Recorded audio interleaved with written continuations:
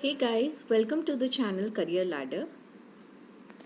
I am your tutor for the course on financial accounting.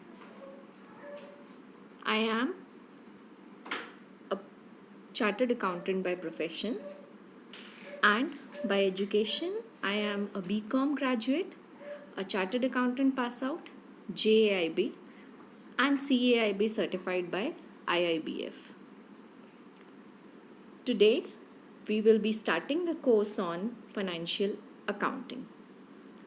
The target audience for this financial accounting will be class 11 students, class 12 students, BCom students, CA students, CS, CMA, JAIB, CAIB, and the students who are opting for commerce optional in UPSC as well as state PSC exams.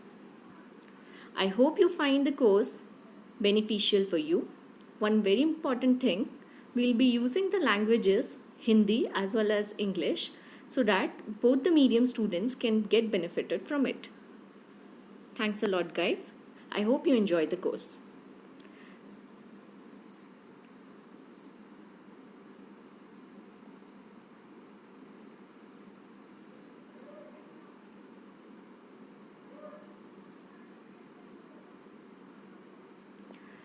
So, dear friends, today we'll be starting with the thing financial accounting.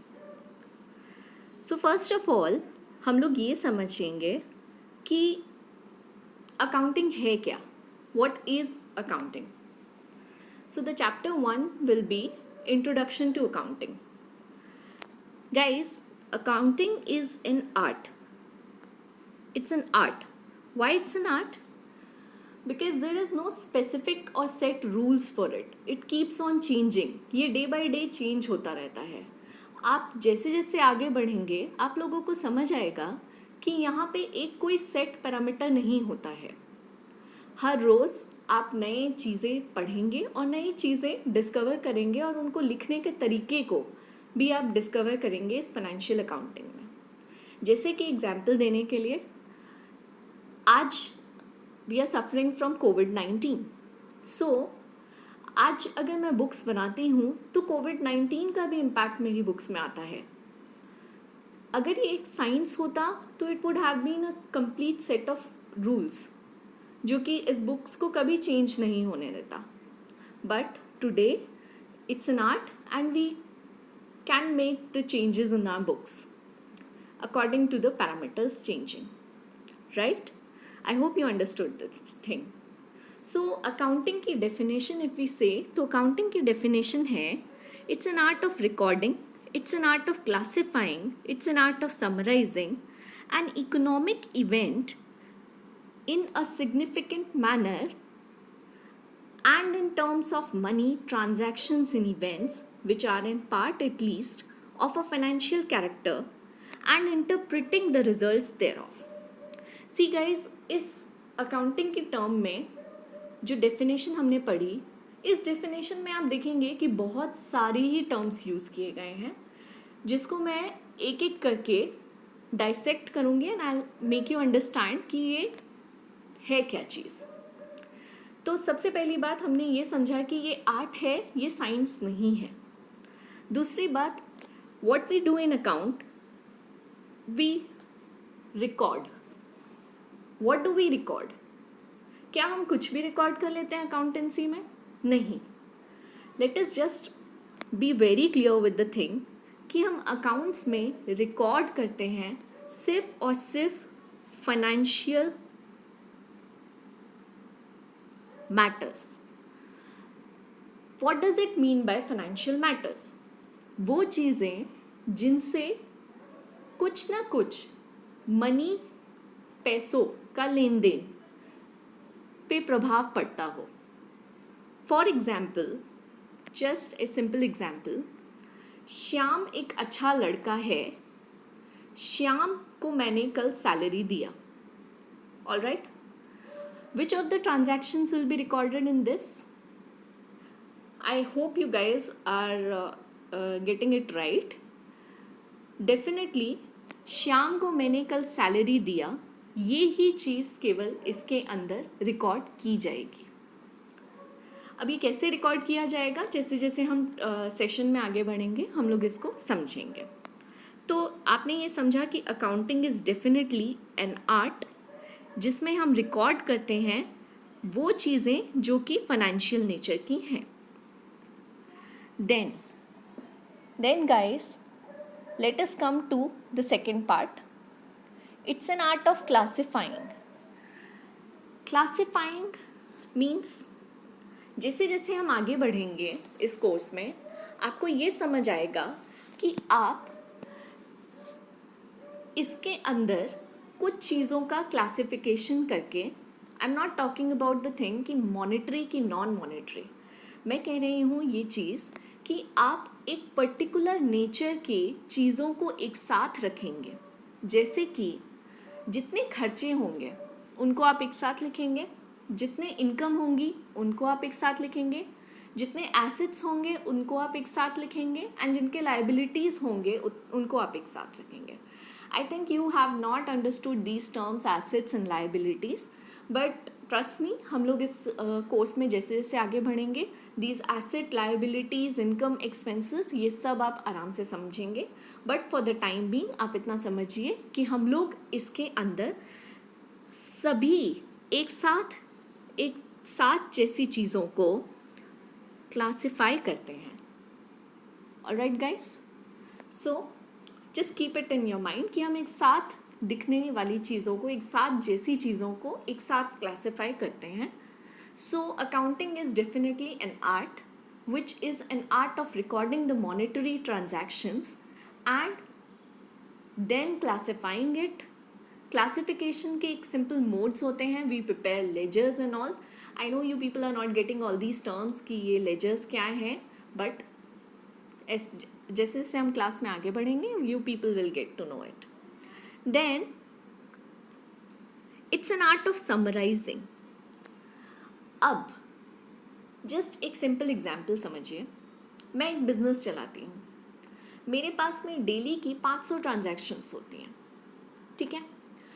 जब मैं उन 500 transactions को record करती हूँ हर दिन पे, इससे पैसा आया, इसको पैसा दिया, ये सामान आया, वो सामान गया, ये आया, वो हुआ, there are an number of चीज़ें ना सिंगल डे जो कि मेरे बिज़नेस में होती हैं।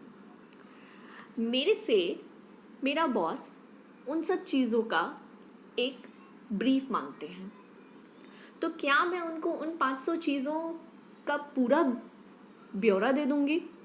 No, accounting is not this thing.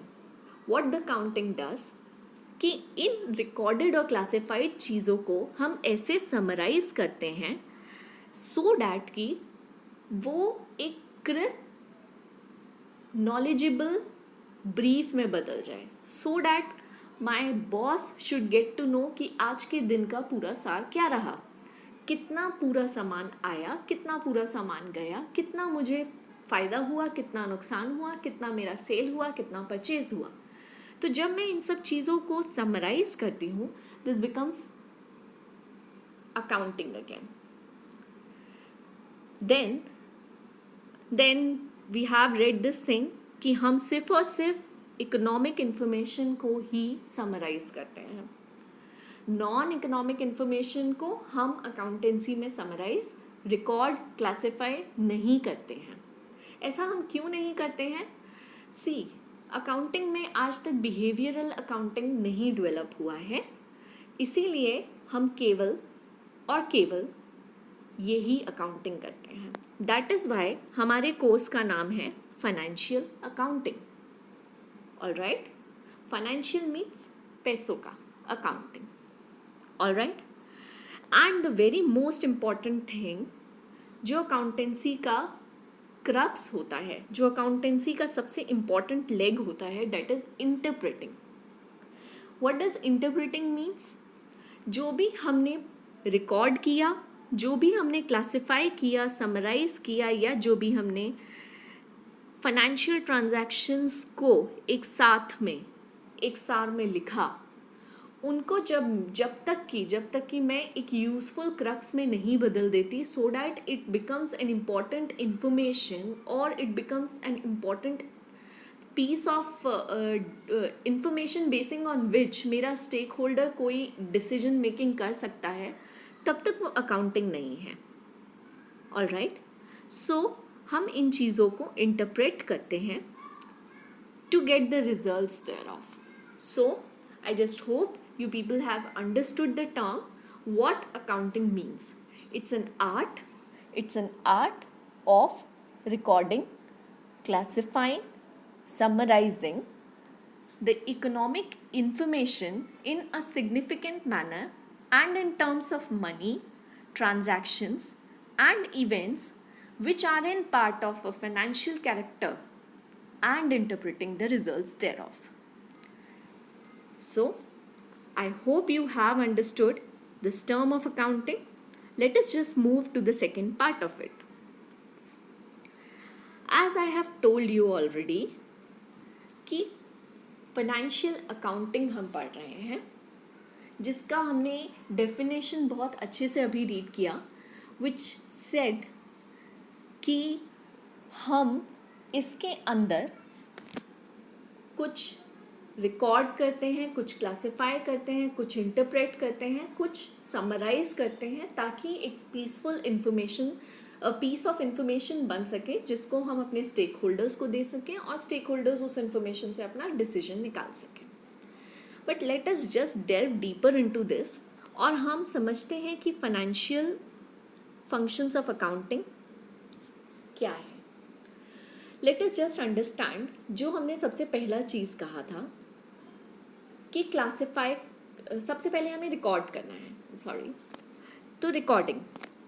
But recording से भी पहले मैंने आपको क्या कहा था कि जो रिकॉर्डिंग हम कर रहे हैं that is only of the transactions of monetary nature. तो क्या हमको इस लेग पे अकाउंटिंग में आइडेंटिफाई नहीं करना है? हमें क्या आइडेंटिफाई करना है? हमें आइडेंटिफाई करना है कि क्या जो हम रिकॉर्ड कर रहे हैं वो फाइनेंशियल इवेंट्स हैं कि नहीं है. फाइनेंशियल इवेंट्स का मतलब जो भी चीज़ें जिनमें पैसों का लेन देन होता हो या जिनमें पैसों पे कोई इफ़ेक्ट आता हो, केवल उन्हीं चीज़ों को हम अकाउंट्स में रिकॉर्ड करते हैं. तो can I say this thing कि the first step in the accounting is to determine what to record, that is to identify the financial events which are to be recorded in the books of accounts.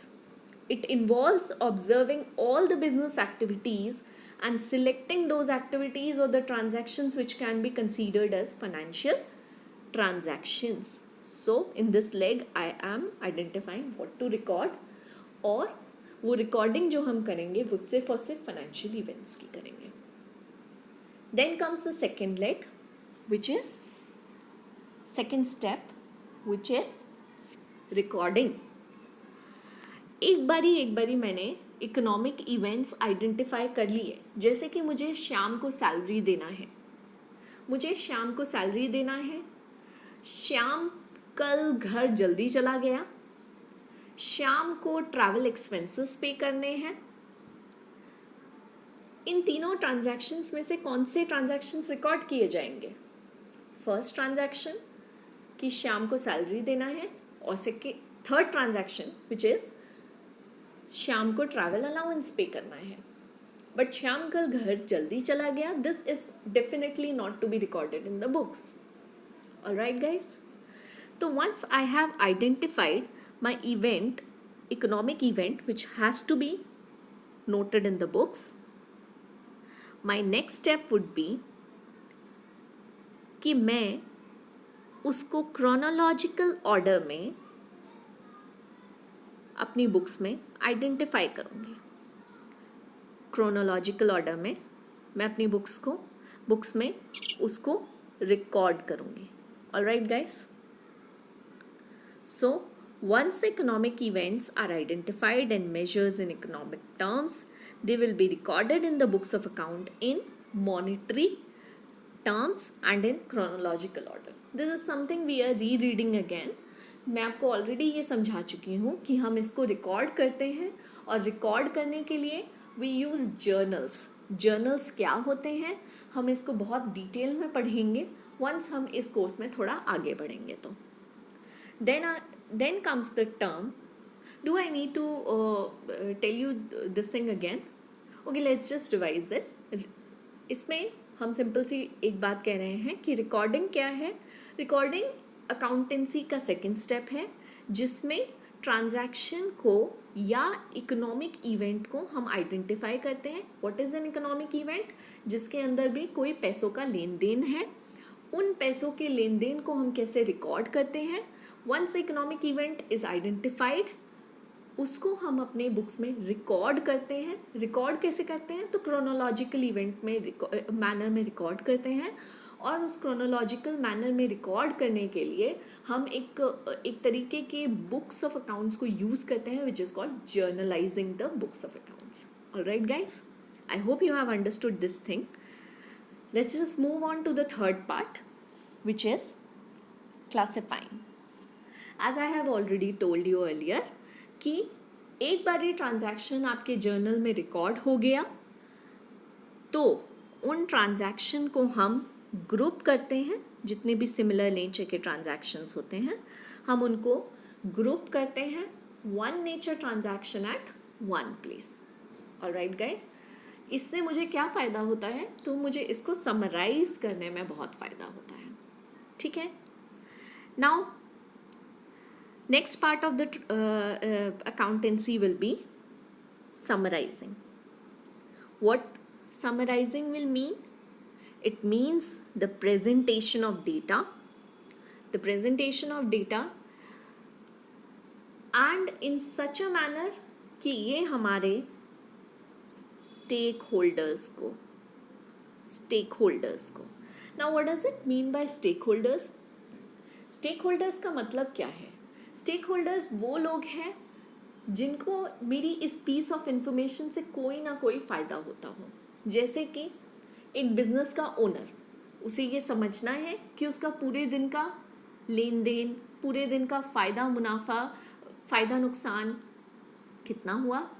या एक employ जिसको ये समझना है कि उसको कितना सेल और अचीव करना है। It can be any one.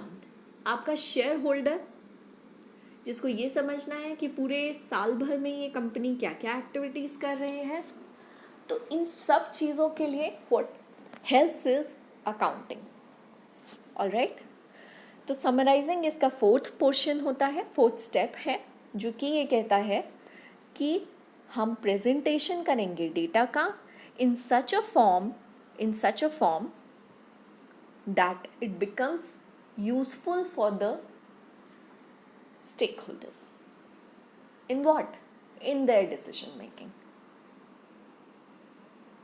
ठीक है, let's just come to the last part of it. Accounting का सबसे लास्ट पार्ट होता है इंटरप्रेटिंग, और you can say the word communication. अब हर लाइकवाइज आई सेड, हमारे पास में हमारे स्टेक होल्डर्स जो इन इन्फॉर्मेशन को रीड करते हैं और अपने अकॉर्डिंग अपने डिसीजन मेकिंग करते हैं। जैसे कि मैंने आपको कहा, एक एम्प्लॉई को ये जानना है फाइनेंशियल इन्फॉर्मेशन से कि कंपनी की फाइनेंशियल हेल्थ कैसी है। एक स्टेक होल्डर को ये जानना, एक शेयर होल्डर को ये जानना है कि उसका रिटर्न ऑन इन्वेस्टमेंट कितना है। एक बिजनेसमैन को ये जानना है कि उसने कितना प्रॉफिट अर्न किया। एक पोटेंशियल इन्वेस्टर को ये जानना है कि इस कंपनी में इन्वेस्ट किया जाए कि नहीं किया जाए। और ये सब हम कर पाते हैं अपनी अकाउंटिंग की बेसिस पे। तो communication is definitely the last step, but the most important step, which says the financial information has to be communicated to the users or the stakeholders who analyze them as per their individual requirement. Alright guys, I hope you have understood what I have told you till now. Let us just move on to the theoretical part of it.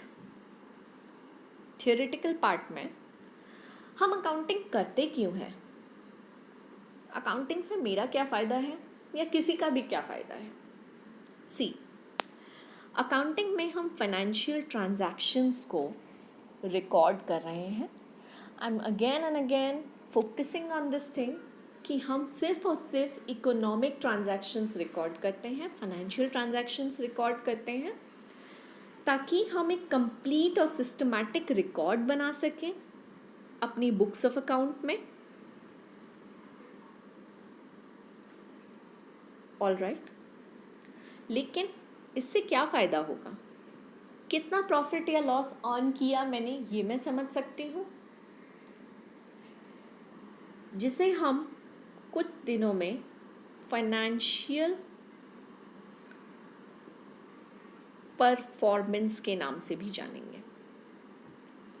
Alright guys, तो मेरे पूरे साल का ब्यौरा, मेरा क्या financial performance रहा, इस चीज़ को समझने के लिए मुझे एक जगह अपने सभी चीज़ों को रिकॉर्ड करना, क्लासिफाई करना, समराइज करना और इंटरप्रेट करना बहुत ज़रूरी है.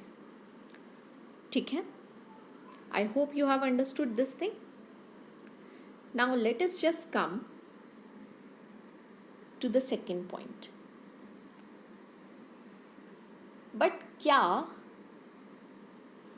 इससे क्या फ़ायदा और हो सकता है, क्या है अकाउंटिंग का और objective.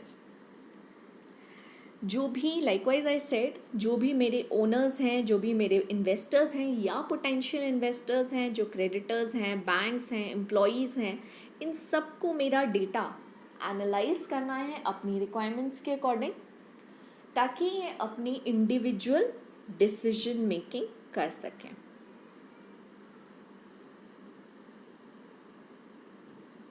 Alright guys, so individual decision making के लिए मुझे ये अकाउंटिंग रिक्वायर्ड है. देन ये मुझे बहुत ज़्यादा रिक्वायर्ड है मेरे फाइनेंशियल पोजीशन जानने के लिए. फाइनेंशियल पोजीशन नॉट जस्ट मेरा, आई एम सेइंग कि financial position of a business जानने के लिए.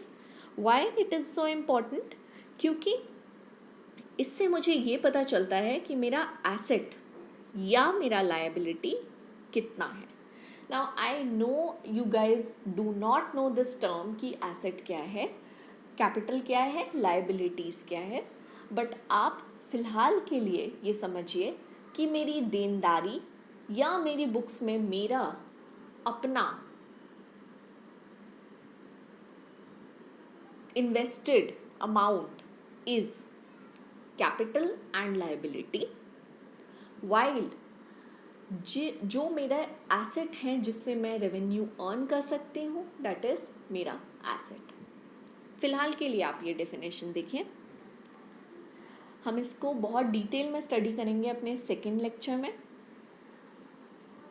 Now coming to the next point, likewise I told you it is very important for the management to help in decision making, budgeting and forecasting.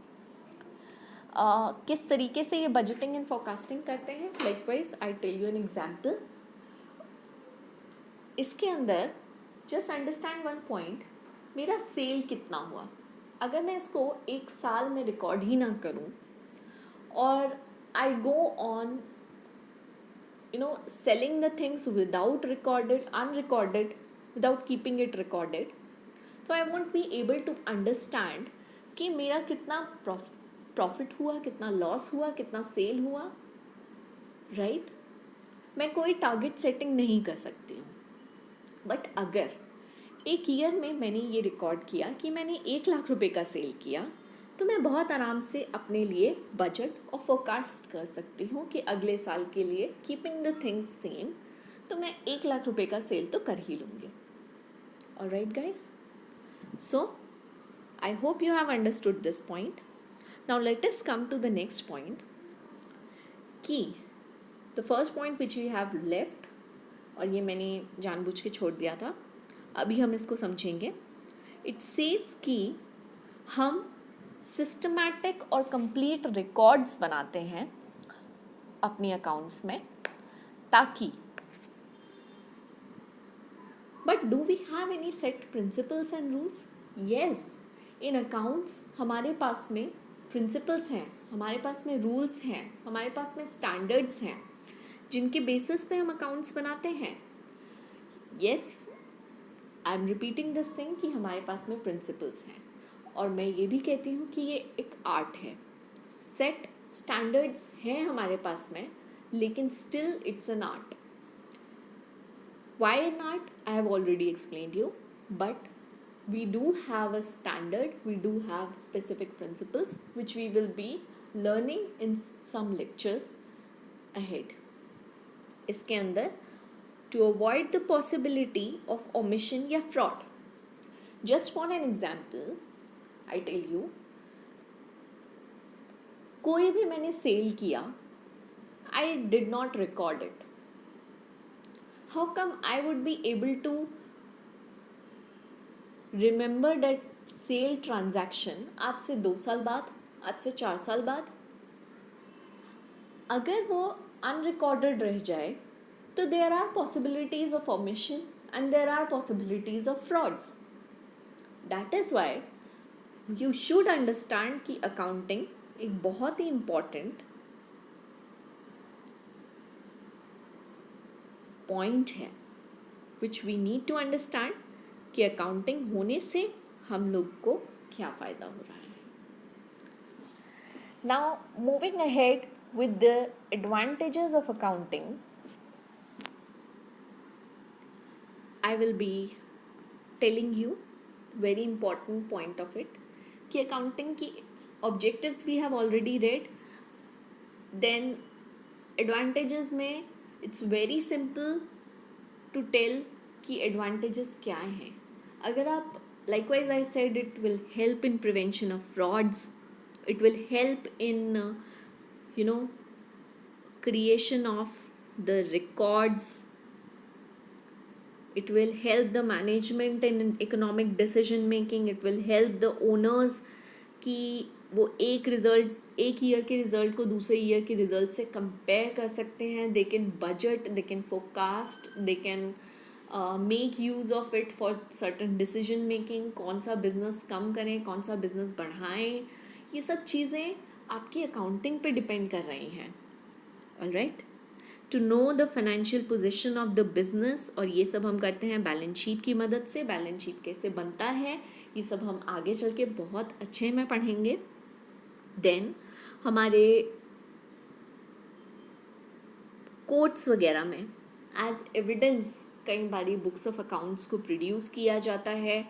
Then हमारे liabilities जैसे कि income tax, sales tax, VAT, asset, excise duty, ये सब as well as the assets कि कहीं से मुझे refund आना है, ये सब हम एसरटेन कर पाते हैं जब हमारे पास में प्रॉपर रिकॉर्ड्स होते हैं, हमारे पास में प्रॉपर क्लासिफाइड इन्फॉर्मेशन होती है, हमारे पास में प्रॉपर सिस्टमैटिक रिकॉर्ड्स होते हैं, हमारे पास में इंटरप्रेटेड रिजल्ट्स होते हैं, तभी which are all a part of accounting.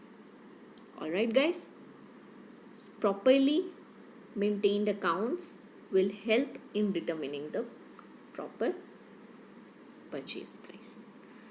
अगर मैं अपना बिजनेस बेचना चाहती हूँ, मेरा बिजनेस बहुत ही अच्छा चल रहा है, तो मैं उसको कितने पैसे पे बेचूंगी ये हम अकाउंट्स में समझते हैं. तो ये सब हमारे एडवांटेजेस हैं अकाउंट्स के. पर क्या अकाउंट्स की कोई लिमिटेशंस नहीं है? डेफिनेटली हैं. Likewise I said accounts qualitative information record नहीं करता. श्याम चाहे कितना भी अच्छा वर्कर है, लेकिन अकाउंट्स उसको रिकॉर्ड नहीं करता है. तो अकाउंट सिर्फ और सिर्फ क्वांटिटेटिव इंफॉर्मेशन ही रिकॉर्ड करता है. तो कैन वी से कि अकाउंट्स कहीं ना कहीं पर्सनल बायस या पर्सनल जजमेंट पे भी डिपेंड कर सकता है? यस. जैसे जैसे हम आगे बढ़ेंगे आपको मैं कुछ और टर्म्स समझाऊंगी जिसमें आपको ये समझ आएगा कि yes definitely it is not free from personal bias and personal judgement.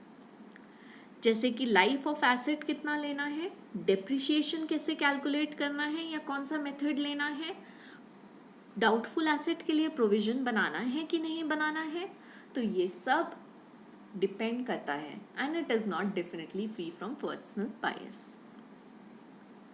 It may be affected by the window dressing. Now let us just understand this term window dressing. Window dressing में likewise I said it is not free from personal bias. कौन सा method आप use करें या ना करें, तो ये सब से आप मैनिपुलेशन कुछ हद तक कर सकते हैं. It ignores the qualitative elements, likewise I have already told you.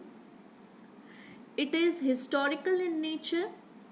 It does not tell you the current worth of a business. सिर्फ और सिर्फ historical बातें, जैसे कि for an example, कोई एसेट मैंने 2010 में परचेज किया, तो वो एसेट की वैल्यू मेरी 2010 के परचेज प्राइस पे ही दिखेगी. मान लेते हैं इस एसेट में मैंने कुछ ऐसा कराया जिससे इस एसेट की वैल्यू 100 गुना हो गई.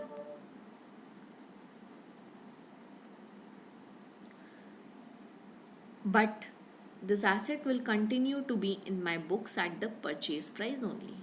That is why this is historical in nature. Then it is based on various concepts and convention which may hamper the disclosure of realistic position of a business firm. We'll delve deeper into this. जैसे जैसे आप समझेंगे आगे, आपको ये समझ आएगा कि जो हमारी बैलेंस शीट होती है उसमें हम यूज़ करते हैं कॉस्ट या परचेज प्राइस और ना कि current market value. That is why it does not show the current worth. That is why it is biased by the convention and the concepts, and that is why we cannot ascertain the correct value sometimes.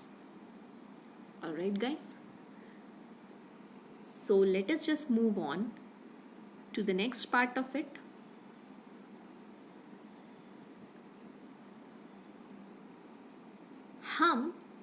आपने कई बार ये दो terms सुनी होंगी, book keeping and accounting. क्या book keeping and accounting same होता है? No, there is a huge difference between book keeping and accounting, and I will make you understand कि बुक कीपिंग और अकाउंटिंग में क्या मेजर डिफरेंसेस हैं. पहला, bookkeeping is only the basis of accounting. What does it mean by the basis of accounting? Bookkeeping में, I hope you have understood the word accounting till now. Bookkeeping accounting का पहला stage है, primary stage. इस primary stage में हम record बनाते हैं. तो व्हेन आई से कि accounting is an art of recording, तो it is actually the book keeping till that part. उस पार्ट तक ये सिर्फ और सिर्फ बुक कीपिंग है. आगे के सारे part comes under the secondary stage which is accounting. Alright, which includes the summarising, interpreting and classifying the records. All right, it is done by some junior staff while it is done by some senior staff. And as I told you, this is recording, so it would be routine in nature and will not be requiring a very special knowledge for it. हर रोज होगा book keeping, but accounting it is analytical in nature, और इसके लिए आपको special skills भी चाहिए. आपको पता होना चाहिए कि जर्नल क्या है, आपको पता होना चाहिए कि लेजर क्या है, आपको पता होना चाहिए बैलेंस शीट क्या है, आपको पता होना चाहिए P&L क्या है. तभी आप उसको समराइज कर सकते हैं. बट बुक कीपिंग से आप बिजनेस की कंप्लीट पिक्चर नहीं निकाल सकते हैं, जबकि with accounting you can make or devise the complete picture of your business. ये सब आप कैसे करते हैं, ये सब हम बहुत डीप में अंडरस्टैंड करेंगे जैसे जैसे हम कोर्स में आगे बढ़ेंगे. I hope you guys have learned about accounting, the functions of accounting, objectives, advantages, limitations, and the difference between bookkeeping and accounting in this class. Guys, do like my channel and subscribe and hit the bell icon to get the notifications for next videos, and do comment in case you like my video. Do like, share and subscribe. Thanks a lot.